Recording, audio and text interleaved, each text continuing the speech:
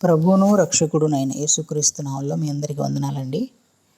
మత్తయి సువార్త 1వ అధ్యాయంలో కొన్ని విషయాలు గుర్తు చేసుకున్నాము. మత్తయి సువార్త 1వ అధ్యాయం మొదటి 17 వచనాలు మానవ వంశావళిని గుర్తు చేస్తుంది.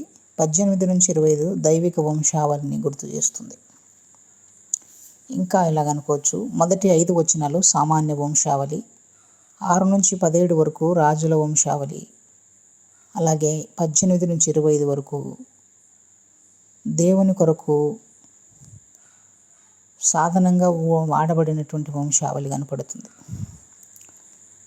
ఇక్కడ కొన్ని విషయాలు మనం చూస్తున్నాం. 1వ అధ్యాయం 1వ వచనము అబ్రాము దావీదు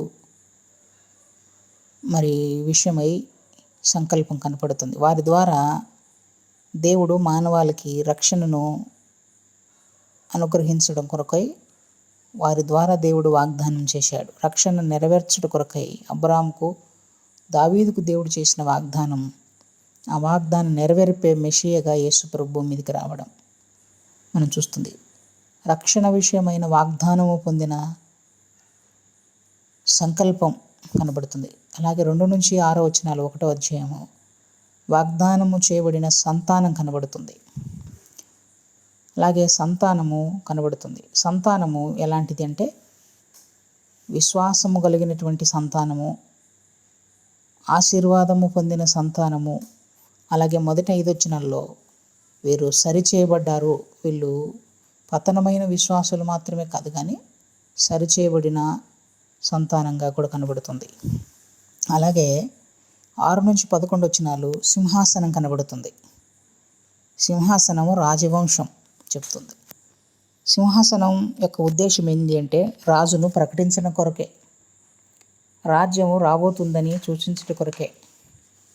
సింహాసనం ఒక గౌరవం, సింహాసనం ఒక బాధ్యత, సింహాసనం పరీక్ష, సింహాసనం అస్థిరమైనది, సింహాసనం క్రీస్తును సూచించేది.